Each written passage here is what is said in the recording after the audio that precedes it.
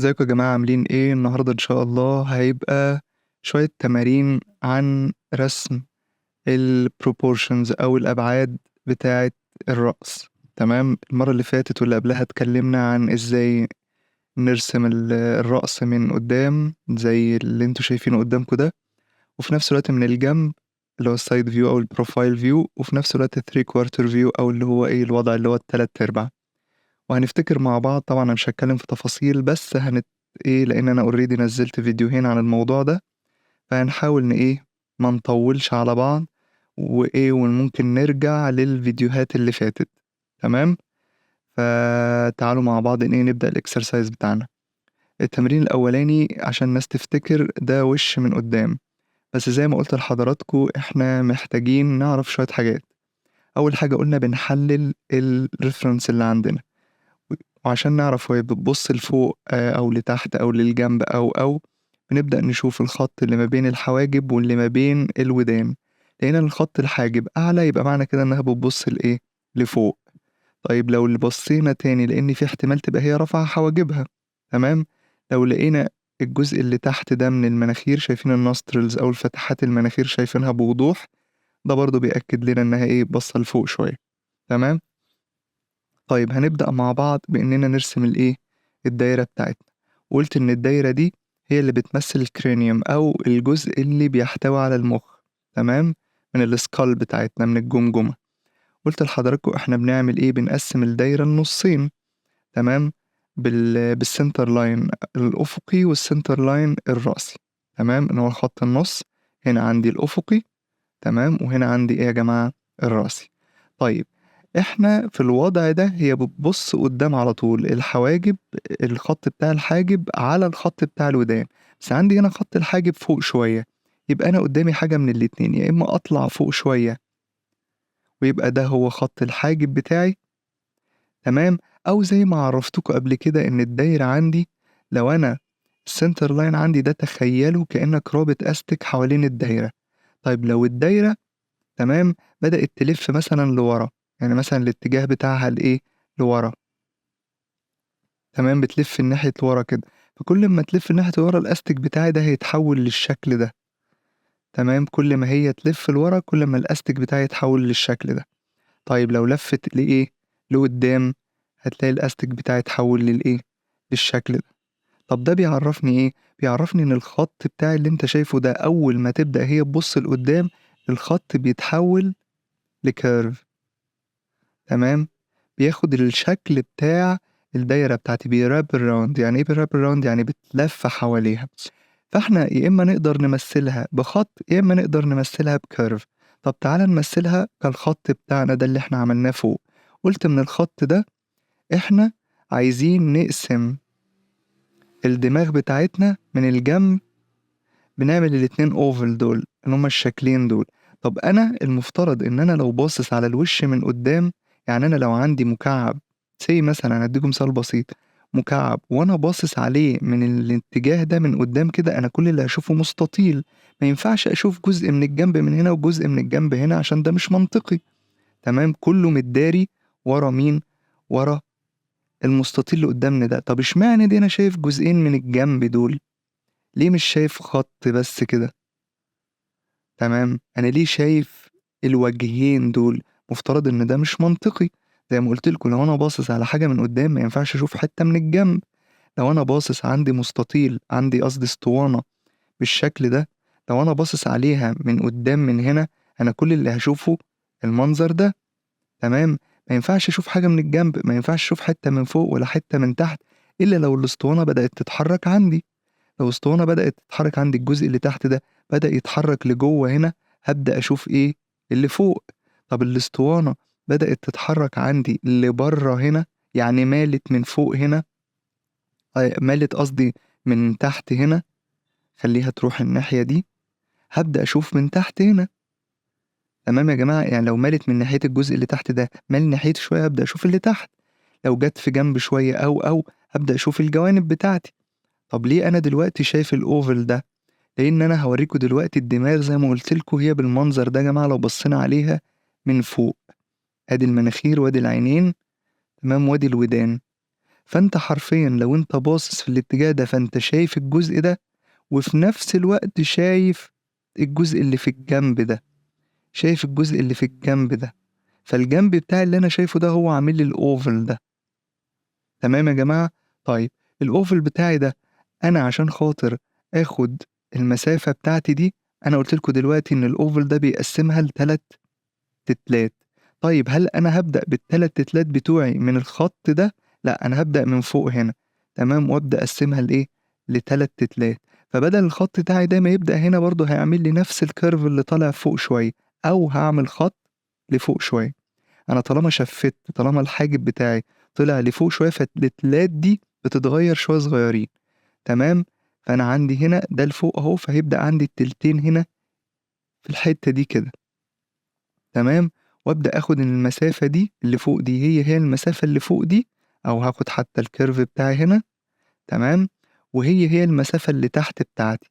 طيب إيه المنطقي بيقول لك إن لمّا تبقى الحاجة بتبُص، لو أنا الدماغ عندي مرفوعة لورا شوية، المفترض إن أنا لو عندي اسطوانة زي ما حضراتكم شايفين، الاسطوانة بتاعتي دي المفترض لو رجعت لورا شوية بتبدأ الخطين بتوع اللي في الجناب يتحولوا لإيه لtaper كده، بيحاولوا يروحوا لvanishing point، واتكلمت على النقطة دي قبل كده في الperspective، تمام، يعني الخطين اللي في الجنب دول بيبدأوا يصغروا شوية، تمام، كل أمّا الحاجة بتبعد عن الكاميرا كل أمّا تبدأ إيه، تصغر في الحجم بتاعها، ليه؟ لأنها بتبعد عن الكاميرا، تمام، طيب أنا عندي الدماغ اللي حضرتك شايفها ديّة بترجع لورا شوية، يعني البنت ديّة إيه، باصة ل لفوق كده بترجع لورا شوية، جميل، يعني أنا شايف الحاجات اللي تحت، دماغها مميّلة لإيه، لورا شوية، طيب معنى إن أنا شايف الحاجة اللي تحت يبقى أنا دلوقتي فين حضراتكم؟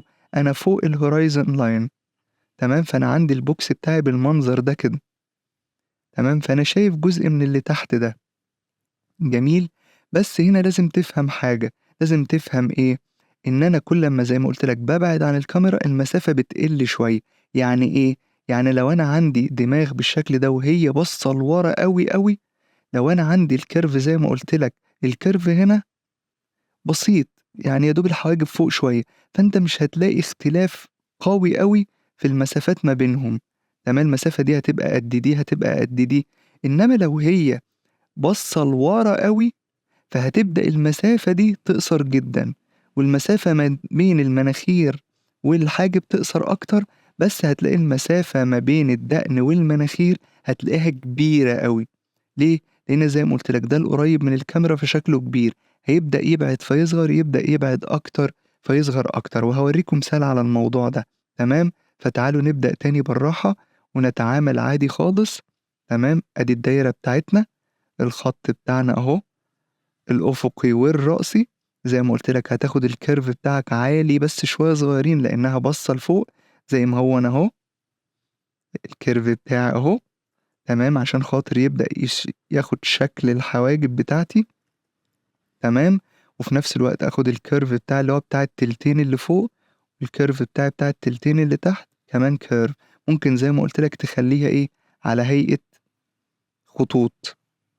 تمام، على هيئة خطوط، وزي ما قُلت لك التلتين بتوعي، الجزئين اللي في الجنب الoval دول ممكن تعمل curve وممكن تعمل شكل الإيه، الoval ده، تمام، وبعد كده باقفّل من نُص الoval كده الخطين بتوعي اللي هم واخدين زوايا 45 وبعد كده أنزل فين، عشان أرسم الchin بتاعتي أو الدقن بتاعتي، يبقى ده هو خط الشعر، ده خط الحاجب، وده الأنف، وده يا جماعة إيه، الدقن بتاعتي، وزي ما قُلت لكم ما بين الحاجب وما بين الأنف في إيه، في الأذن بتاعتي، الودان بتاعتي، تمام، وزي ما هي ماشية كده بالمنظر ده تطلع عندي لفوق هنا، فده شكل الإيه، الproportions أو الأبعاد بتاعة الدماغ بتاعتي، ولو قُلت لكم خدتوا المسافة دي كلّها ما بين الدقن الراس كلّها عامةً وقسمتها نُصّين وشدّيت خط، تمام، هيبقى الخط ده هو الخط اللي فيه إيه،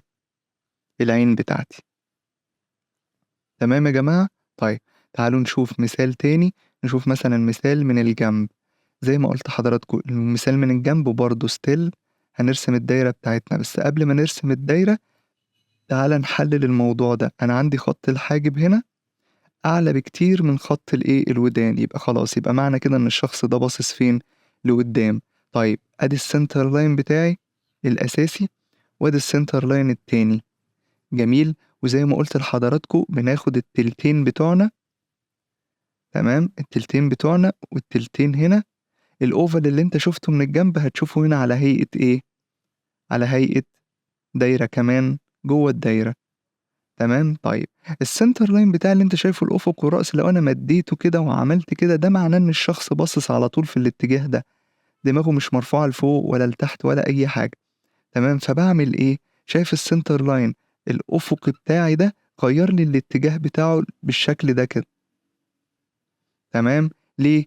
لإن أنا الشكل ده بيعرّفني الcenter line بتاعك الأفقي بعد ما كان هنا، لأ ده اتغيّر للجزء ده كده، تمام. بقى ماشي مع الاتجاه بتاع الحواجب بتاعتي، الدايرة بتاعتي نفسها بقى فيها دوران، اختلفت، تمام. بقى ده شكل الدايرة بتاعتي، جميل، وبقى شكل ده اتجاه الخط بتاعي، ومعنى إن الاتجاه الخط الأفقي بتاعي اتغيّر هنا، فلازم أعمل خط رأسي عمودي عليه، تمام. ويبقى دول هُم القدام خلاص اتشالوا، وده هو الجديد، لإن زي ما قُلت لك الدايرة لفِّت، فهتلِف باللي جواها، تمام. وهيبقى ده هو الرأسي بتاعنا وده الأفقي بتاعنا. هاعمل قصادها خط كمان هيبقى موازي للخط ده، بس لو أنا عملت خط هنا، تمام، زي ما أنتم شايفين كده، الوِش عامةً مش شرط يبقى بالمنظر ده كده، تمام. أنا طبعًا عامل الزاوية هنا extreme شوية مش زي دي، يعني الزاوية اللي في الفيديو اللي في الreference عندي هنا أقل من كده بحبة حلوين. نحاول نمشي على الreference بتاعي، فيا دوب هتبقى نازلة شوية تحت هنا، وهتبقى إيه، جاية من هنا شوية، تمام. وبرضه كذلك هنا عشان يبقى عمودي عليه، تمام، لإن الراس مش مرفوعة رفعة كبيرة جدًا، مش extreme يعني، فهتبقى بالمنظر ده، تمام. وهيبقى الخط بتاعي ده موازي ليه. تمام يا جماعة. فيبقى ساعات الوش بيبقى زي ما قُلت لكم في الفيديو اللي فات، ساعات بيبقى خط كده والfeatures أو المناخير والبُق بتبقى على الخط ده، وساعات في وشوش بتتعمل على هيئة curve، تمام. الدايرة بتاعتي هنا زي ما هي التلتين بتوعي، أبدأ آخُد الخطوط بتاعتي من عندها، تمام. ويبقى هنا قُلت لكم خط الحاجب، الشعر، الأنف، وفي نفس الوقت آخُد مسافة قدّهم ويدّوني يا جماعة خط الدقن، جميل يا جماعة. وخط الدقن ده زي ما قُلنا هنيجي من هنا ناخُد زاوية 45، وفي نفس الوقت ننزل نوصّل ده الدقن عندي، جميل يا جماعة. وأدي الودن ما بين خط الأنف وخط الحاجب، تمام.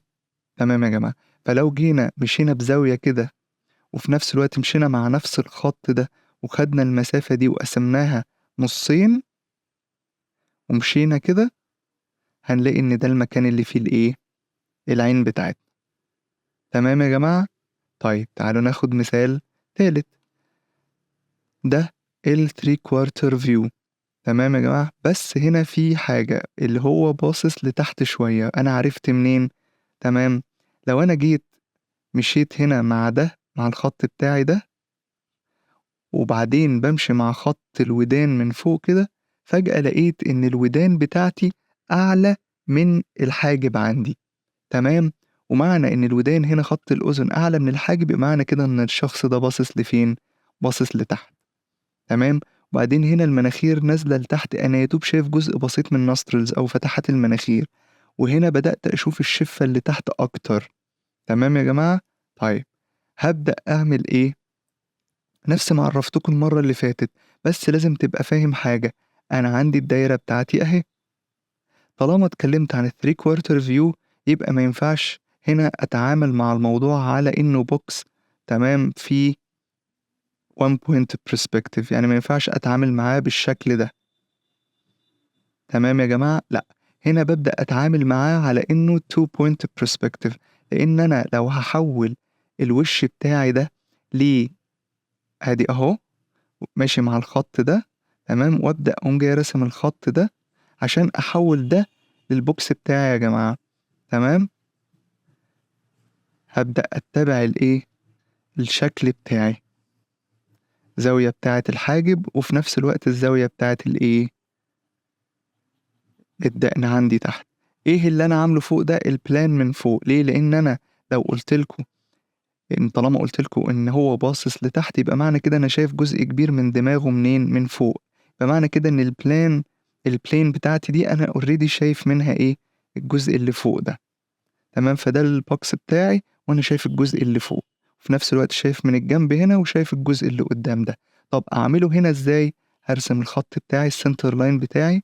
تمام؟ أنت مش شرط ترسم السنتر لاين ده بالشكل ده، يعني مش شرط تعمل الأساسي بتاعه.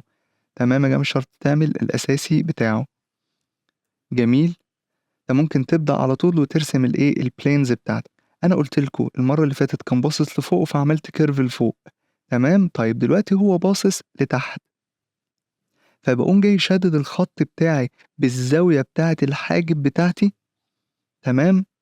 وفي نفس الوقت تقابلني الزاوية التانية اللي هي بتاعة ايه، البوكس بتاعي اللي هو بتاع الايه، الودان.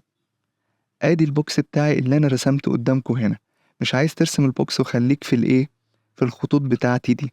طيب انا هرسم الاوفل بتاعي اللي في الجنب ده عشان خاطر يحدد لي الايه، الراجل ده باصص فين، وفي نفس الوقت هرسم نفس الزوايا بتاعتي. تمام؟ نفس الزوايا بتاعتي. كل الخطوط اللي انت شايفها دي انا اتكلمت عليها قبل كده، والسنتر لاين بتاعي ده اللي بيحدد لي مكان النص بتاع البلين اللي قدام يا جماعة. يعني لو انا عملت البلين اللي قدام ده كده، ادي هو زي ما قلت لكم البوكس بتاعه اهو، فده الخط ده هو النص اللي بينصص ما بين الاتنين دول. تمام يا جماعه؟ ننصص ما بين الاتنين دول.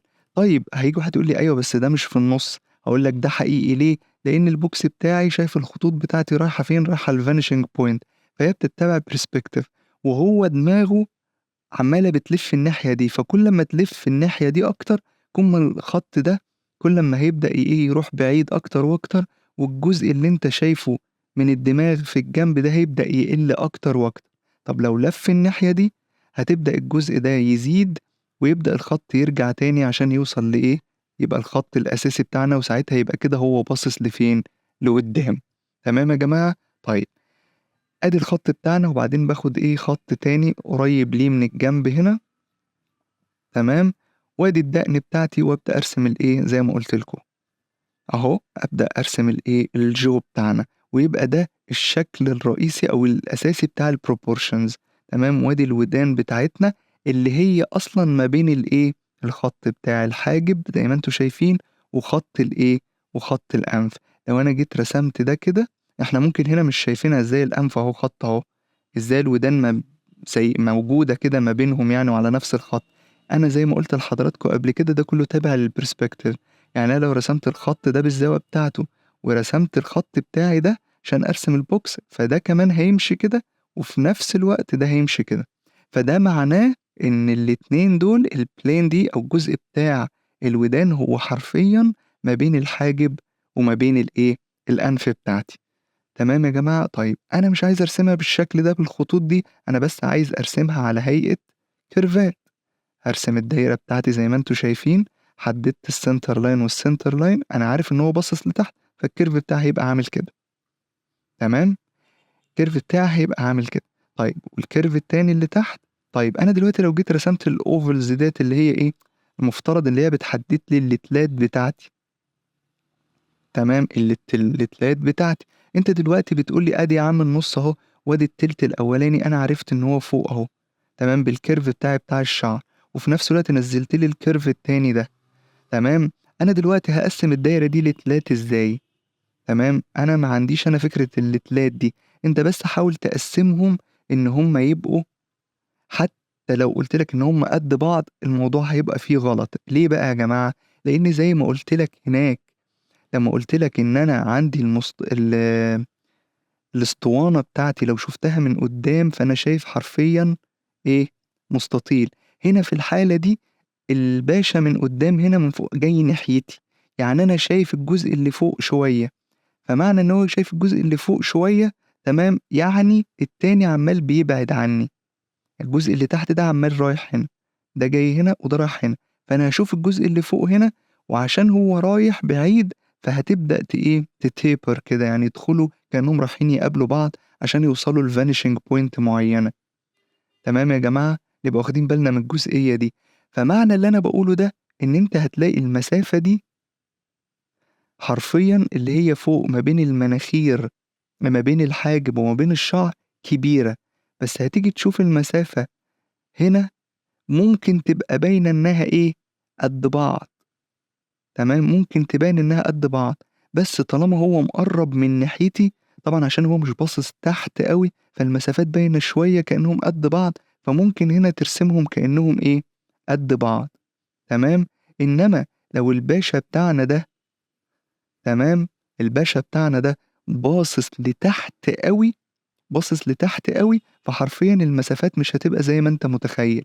المسافات بتاعتي هتبقى بالشكل ده، يعني مثلًا هاعملها إن هو باصص لتحت أوي، فجأة هتلاقي خط الشعر بعيد هنا، تمام، بس الخطوط دي اللي تحت هنا عمّالة بتقرّب لبعض أكتر وأكتر.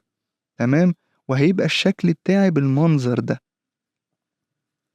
تمام، وهتلاقي الودان عندي فوق هنا وادي الحواجب هنا، وعندي الجزء اللي فوق ده أنا شايف جزء كبير منّه.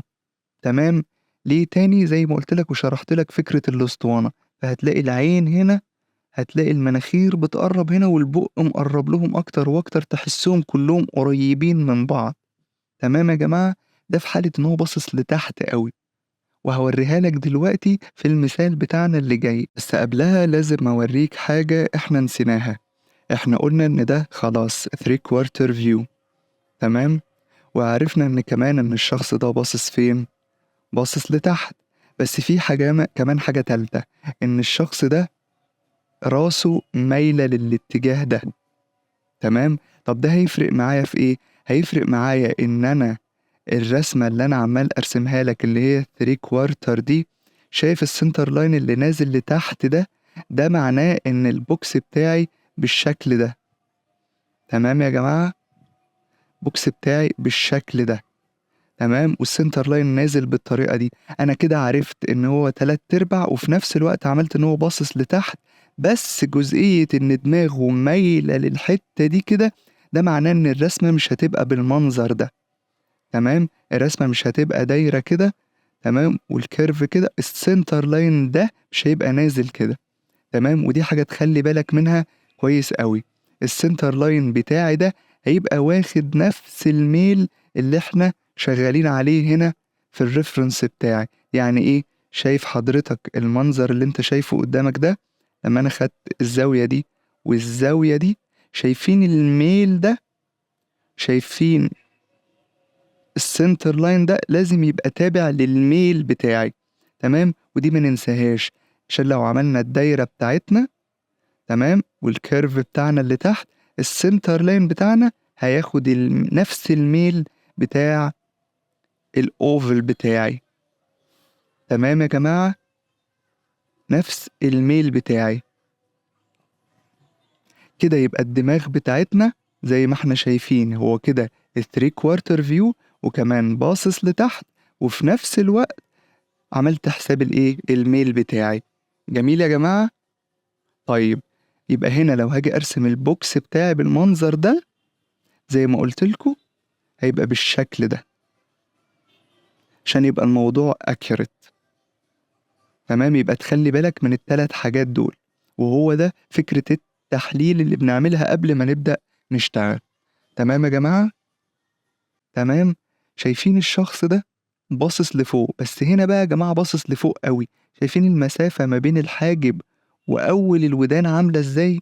كبيرة، حاجة المسافة ما بين الحاجب وأول الودان كبيرة.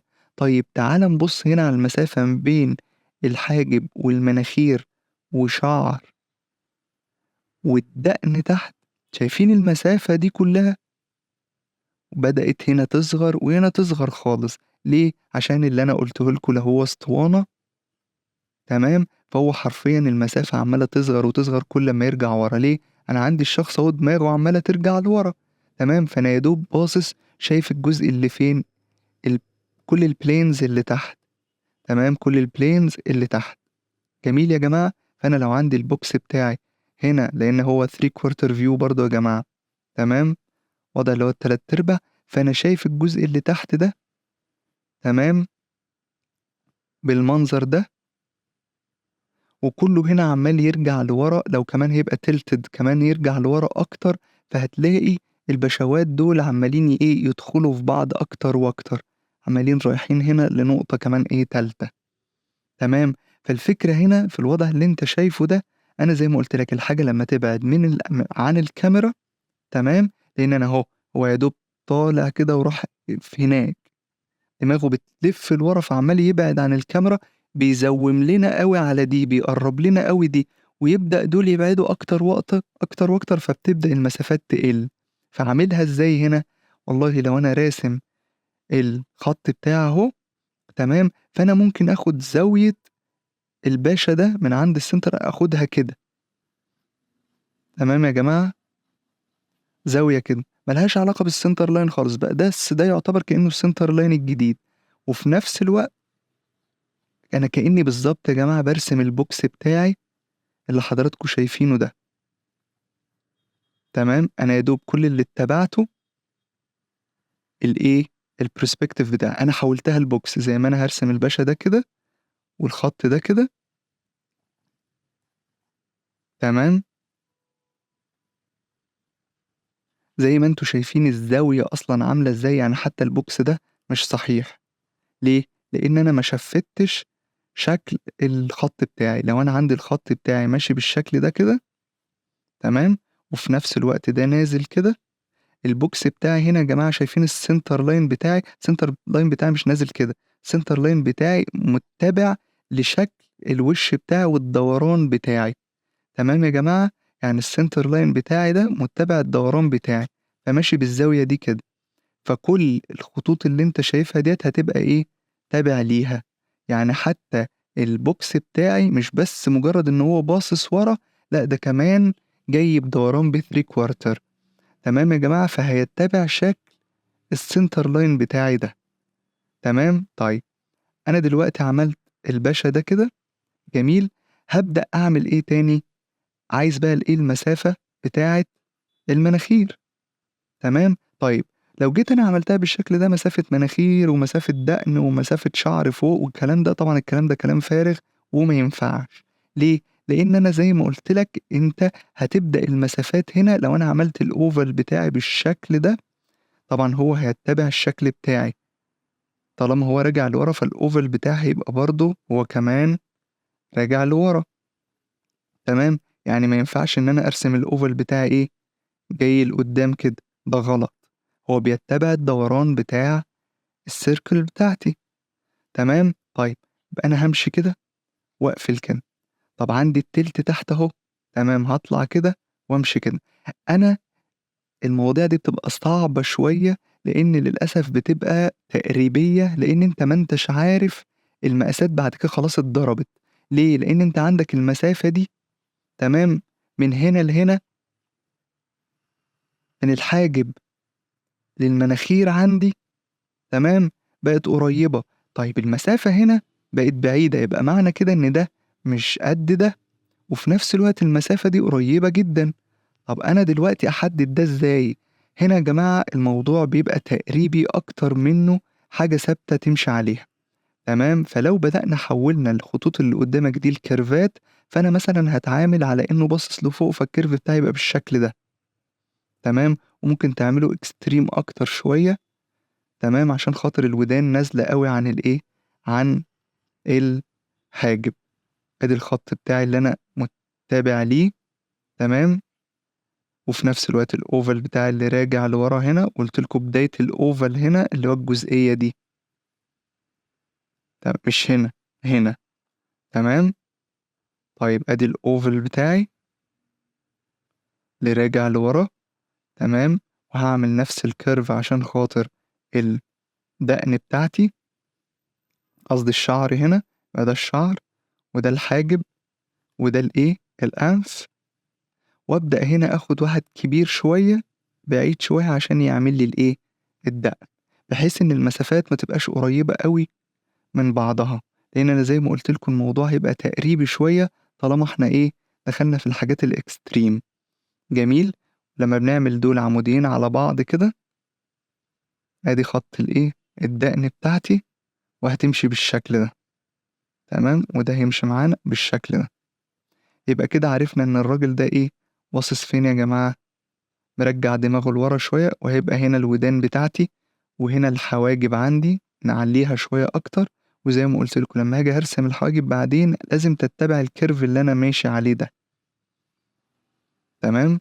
المناخير طبعا هتقرب هنا شوية، أنا هنا مش حلقة مناخير أو مش الحلقة بتاعة الفيتشرز، بس عشان خاطر الناس تبقى إيه، شايفة الشكل بتاعي عامل إزاي، ونفس البق هياخد الدوران بتاعي برضه. تمام، ماشي على نفس الكيرف.